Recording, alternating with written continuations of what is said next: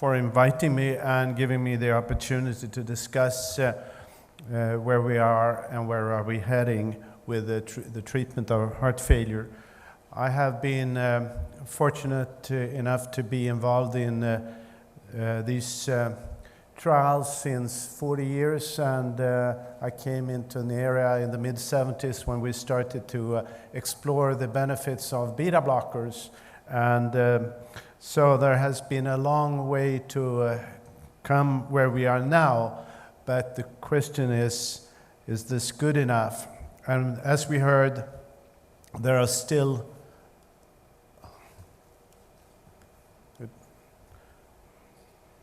Can I use this one? Yeah. Okay. Okay. These are my disclosures, and I will just briefly reiterate what was said, that the heart failure is a vicious cycle where we know that the injury, the hemodynamic compromised state induce compensatory mechanisms that are in the long term, in the chronic situation, are actually harmful. And what we have been able to develop is this was definitely there. Oh, have to be very careful here.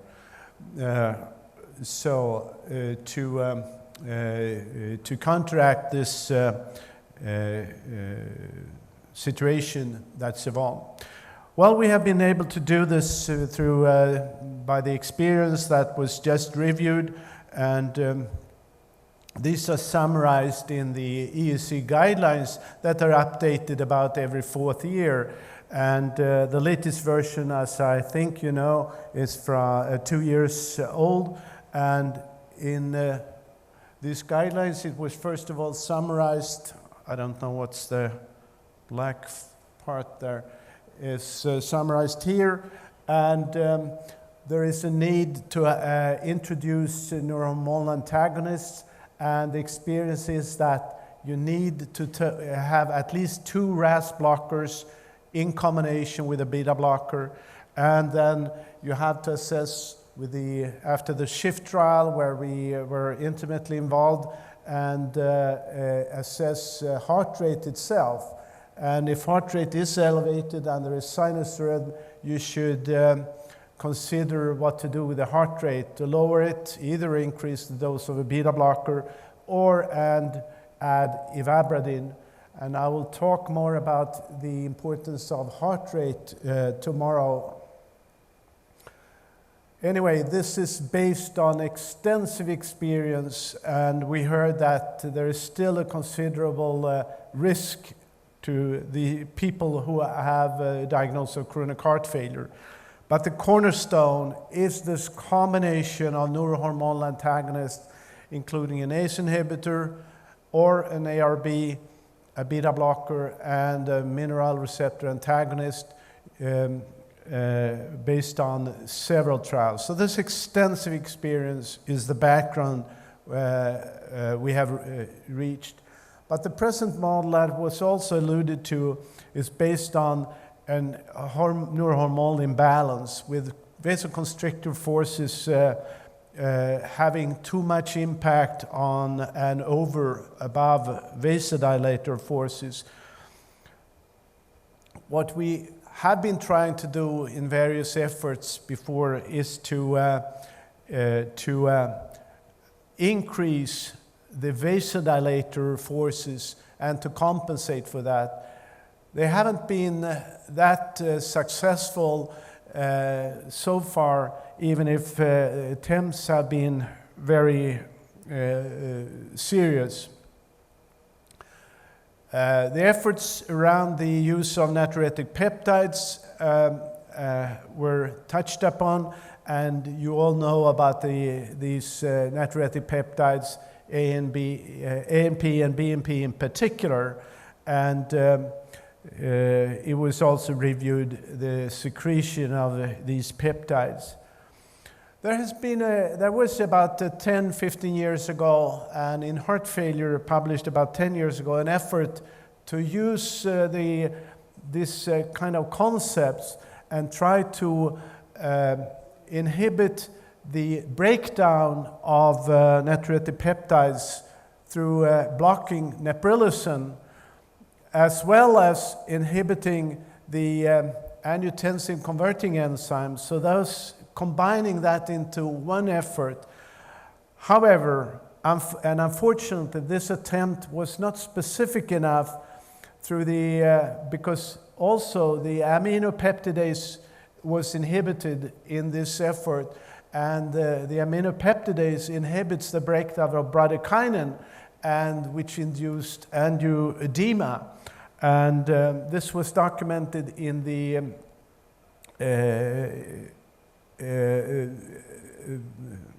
about 10 years ago, and the efforts were then abandoned. And instead, after further efforts, there has been developed a new molecule that was had two differences to Omapatrilat. First of all, the ACE inhibitor was replaced by an angiotensin receptor blocker, valsartan, and the inhibition of Neprilysin was more specific than was previously, and that gave some advantages over and above what was used before.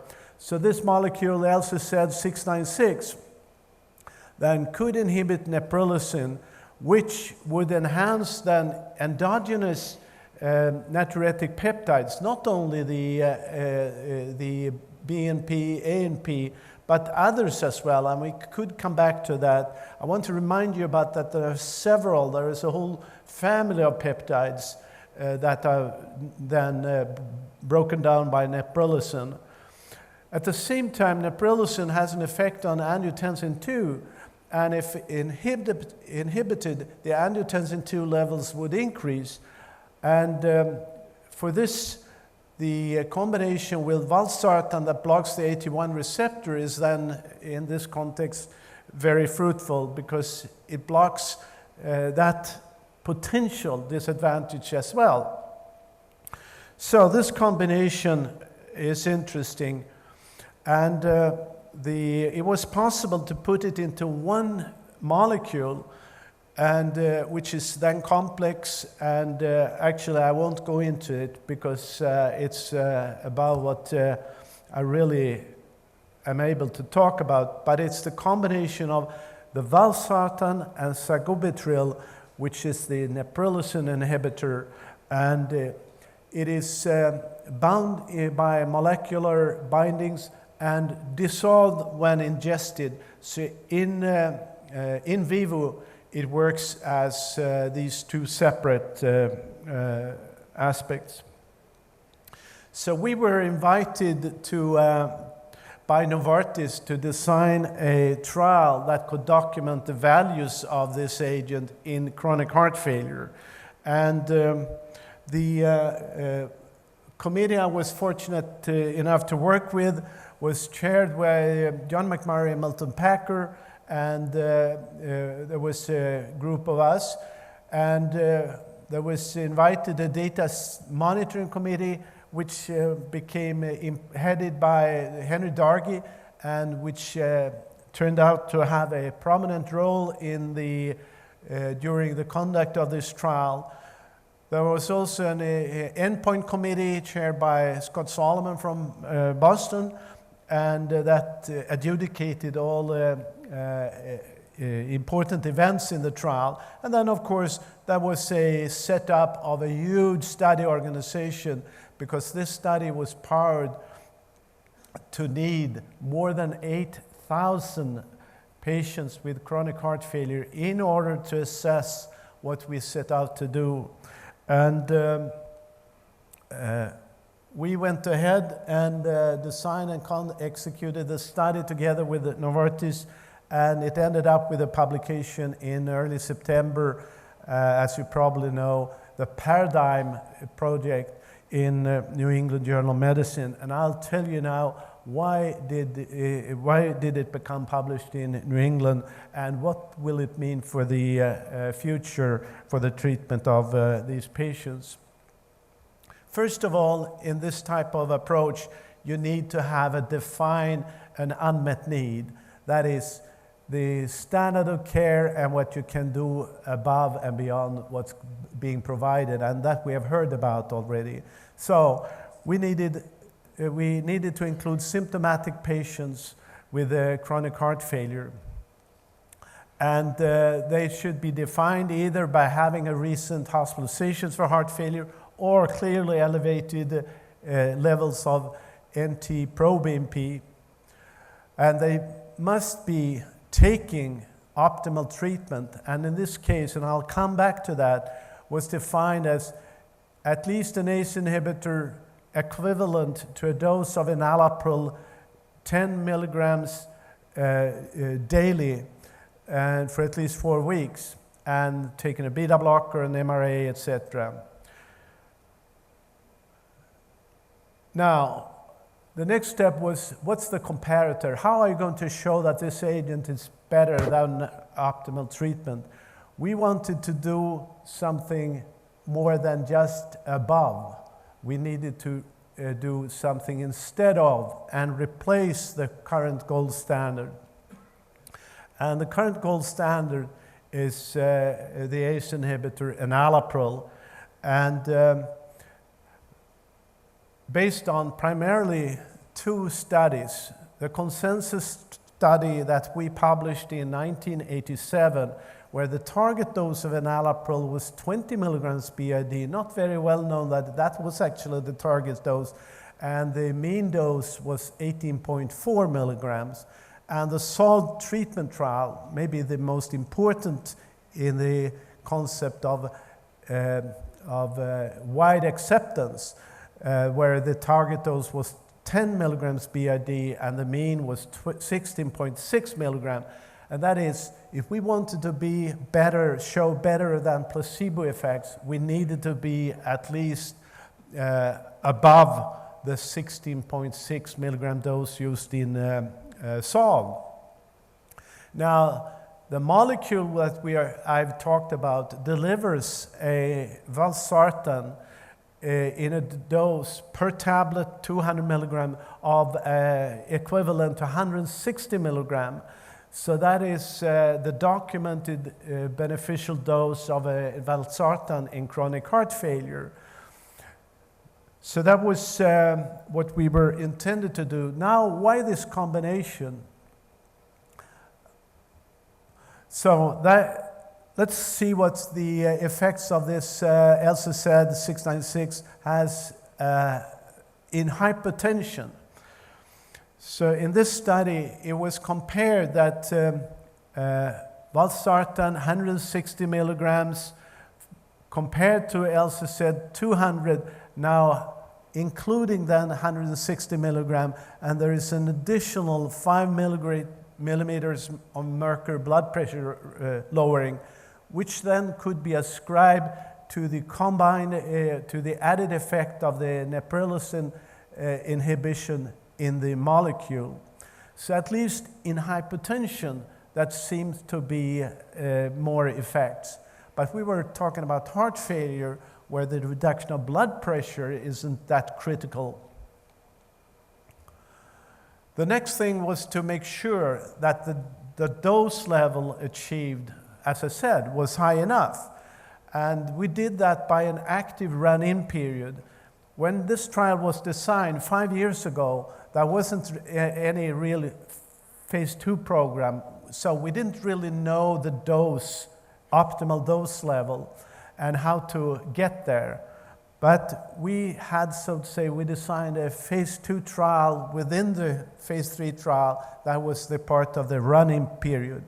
So all patients had to go through an enalapril run-in, titrated up to 10 milligrams BID, and if they didn't tolerate that dose, they were not eligible for continued run-in. But if they did so, they were switched to LCZ, 100 milligrams BID, updated to 200 milligrams BID. So all patients that did tolerate the target dose levels used in the trial, and then they were randomized to one of the two agents in a double-blind fashion.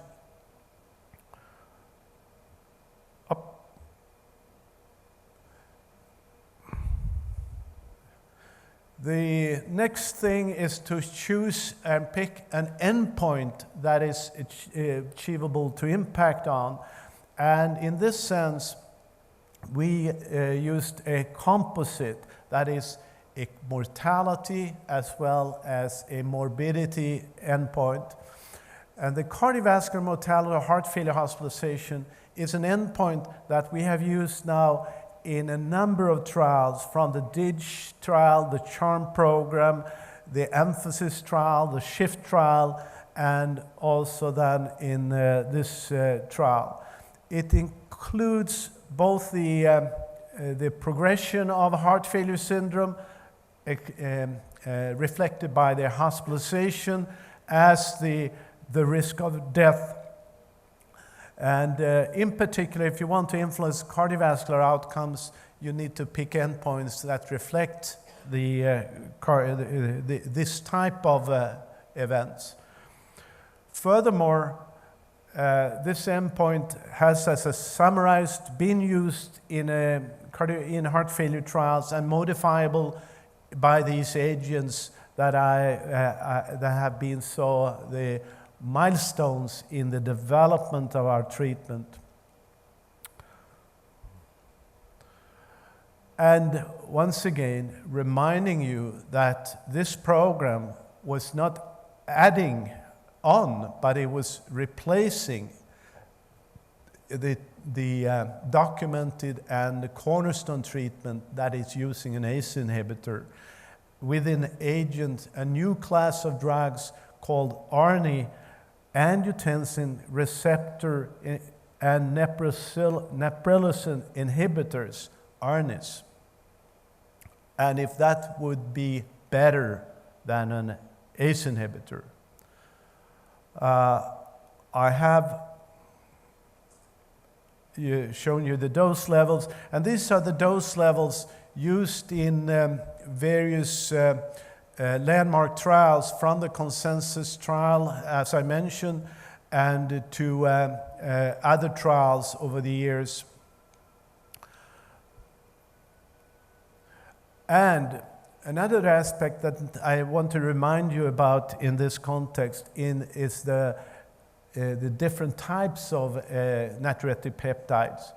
Now, BNP is produced in the cardiomyocyte through an pro-BNP, and when it is released from the myocyte to the blood, it's cleaved into two peptides.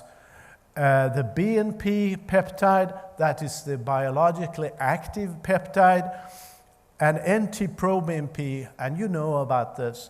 The important thing here is that Neprilysin only breaks down the BNP, but not the NT-proBNP peptide, which, as you might guess, can influence how we assess the effects of this molecule. That is, we can anticipate an increase in BNP, and if the effects are positive, we could anticipate an attenuation of the NT-proBNP levels. And that's actually exactly what we found in the study.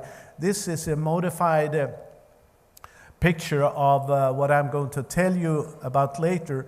But actually, in the study, we found that the BNP levels increased in the LCZ group and became lower in the enalapril group. The opposite here in the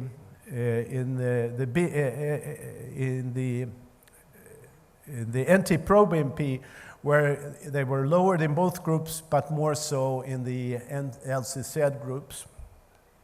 So that's important to keep in context if you want to monitor with patients. Now, to what happened during the study. So these are the baseline characteristics in the two study groups. A type of conventional presentation with an age of about 64 years, which by heart failure standard would be low, but it's similar to several of the other landmark studies. These patients were very well treated by design, as I showed you. 93% of the patients were on beta blockers, and high dose of beta blockers, and 54 were on an MRA background. And by design, all patients then were on an ACE and or an ARB at baseline. The use of devices was extremely mixed between US and non-US regions, where it was about 3 to 4 times more use of devices in US compared to non-US sites, and that could be discussed. The dose of enalapril in the enalapril group in the trial turned out to be 18.9 milligram. That is the highest in any of these similar type of outcome trials previously used. So that goal was achieved. We did manage to treat patients with a higher enalapril dose than in any previous trials, and in particular higher than the consensus trial. So now over to the primary and secondary outcomes. First of all, what about the composite of the cardiovascular death and or heart failure hospitalization? Well, it was a 20% reduction above what was achieved with enalapril, and that was highly significant, and we might come back to the importance of this p-value. A pre-specified analysis was the 30-day outcome, and here is the KM curves for the 30 days, and that was actually significant. So already within 30 days of initiating the treatment, there was a difference of even 40%. But obviously the confidence intervals are now much larger than in the main trial, but it's interesting. So it's observed very early. What about the components of this primary endpoint? Well, both cardiovascular death and heart failure hospitalizations were reduced by about 20%. So it had effects, significant effects on both components of the composite outcome. And if we are looking at the hospitalizations per se, both the proportion of patients as well as now what we have recently presented, the number of admissions were reduced by 23%. These were figures presented at the AHA and also simultaneously published in Circulation. There were 18 predefined subgroups in the trial, and they are shown here. And obviously, it's not the intention that you should see them, but what I want to show you here is the consistency for the primary endpoint as well as for cardiovascular death. They were the same type of effect regardless of subgroup. That means there is a consistent effect on all these subgroups. Could be part of the reason could be that this trial had a very high power to show this, because the trial was powered for all-cause mortality, so it was overpowered for the primary endpoint. And that's why we had more than 8,000 patients in this study. Now, what about the secondary outcome endpoints? First of all, we had death from any cause, that is total death, was reduced by 16% above enalapril. So not only the cause-specific deaths, but also all-cause death. Now we have just recently then at AHA presented the cause-specific mode of death, that is the effects on sudden death as well as worsening heart failure were both reduced by about 20%, which is then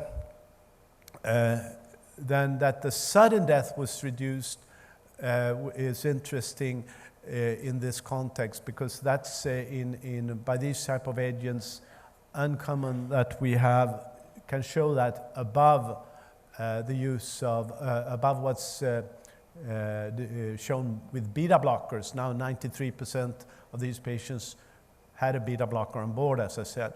What about the health-related quality of life? We use KCCQ as we think it's the best instrument to pick up quality of life, health-related quality of life. There was a significant difference.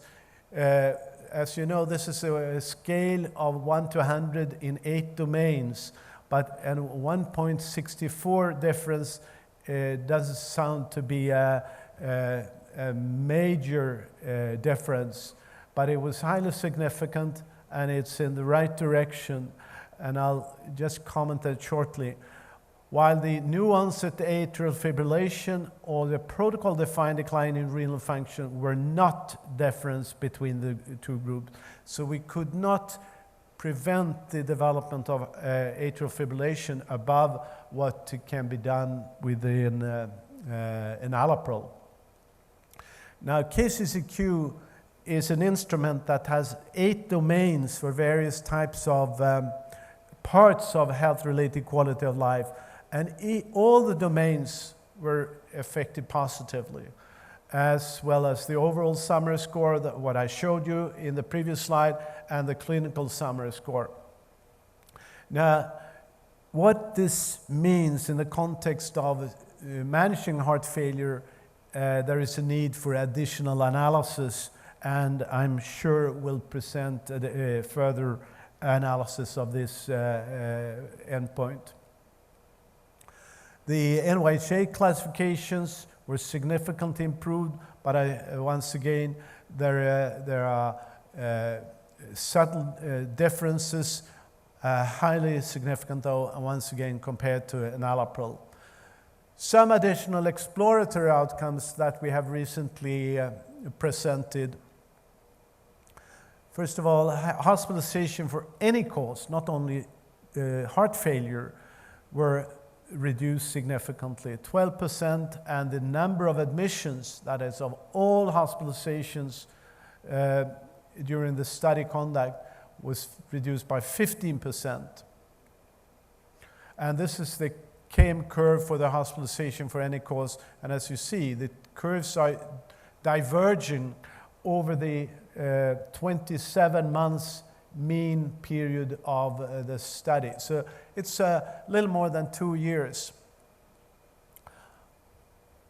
And these are the emergency room visits. That is, that would include more visits than not only those patients who were hospitalized. Some safety aspects in the trial.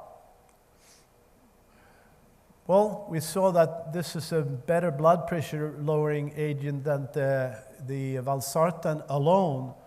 And now comparing to an enalapril and in a heart failure situation, there was a small difference of a few millimeters with the LCZ that reduced blood pressure further.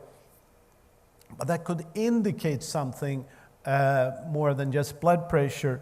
Now, this blood pressure difference in heart failure does not impact on outcome, as has been shown in other and previous studies.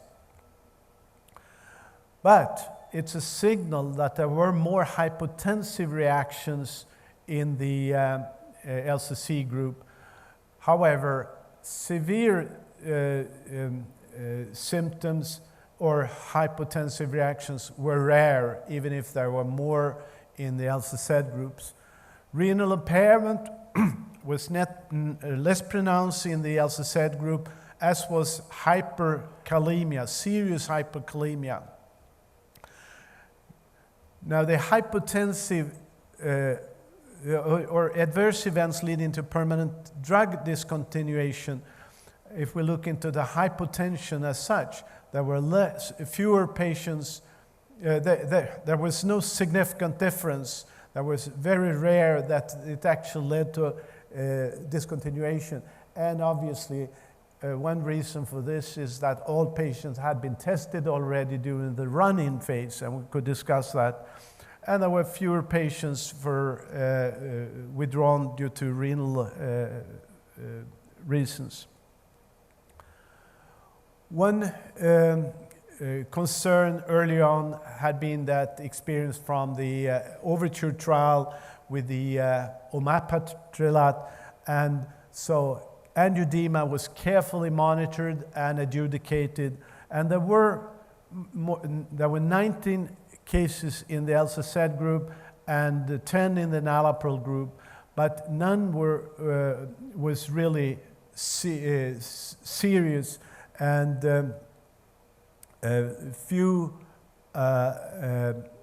only a few needed hospitalization, and none really needed intense treatment for this. So we think that was reassuring.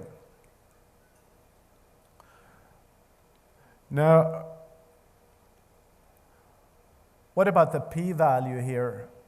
Well, that could be discussed, and because it could impact on the regulatory acceptance of the trial. This is only one trial. Should you have more trials? That could be debated. Now, with this p-value that we have in the trial, on the primary endpoint, you could have, 4 trials with a p-value of 0.05 before being positive before you reach equivalent significance in the primary endpoint, and for cardiovascular death, more than 2 trials. So it's a very robust and strong indication about the effect of this trial. So finally, this trial, and I need to emphasize that this was an active comparison. However, it was a trial, I didn't stress that importantly, it was stopped before the end of the trial. It was stopped in the final part. All patients were already randomized, followed, but the DMC intervened in March as of this year before about when it was another half year left for the trial according to plan, to stop it because of they said that this is beyond doubt an effective treatment, and you should not continue with this type of design. At the same time, it's clear that the patients in the LCZ group could not be offered that treatment at present. It wasn't available. So patients had to be switched to their standard dose of enalapril instead. And we can debate the value of that. But in summary, this treatment had a prolonged survival.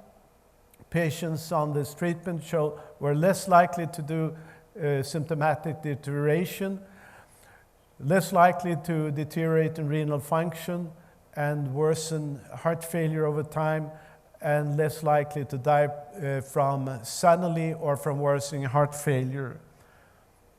So, if we summarize the treatments we have available, where the base is the neurohumoral antagonist, including at least 2 RAS blockers and a beta blocker, and in addition then to heart rate modifying agents, and or surgery when appropriate.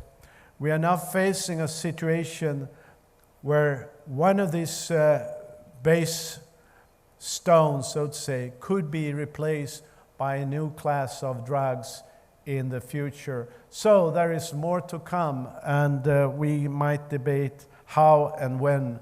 Thank you for your attention.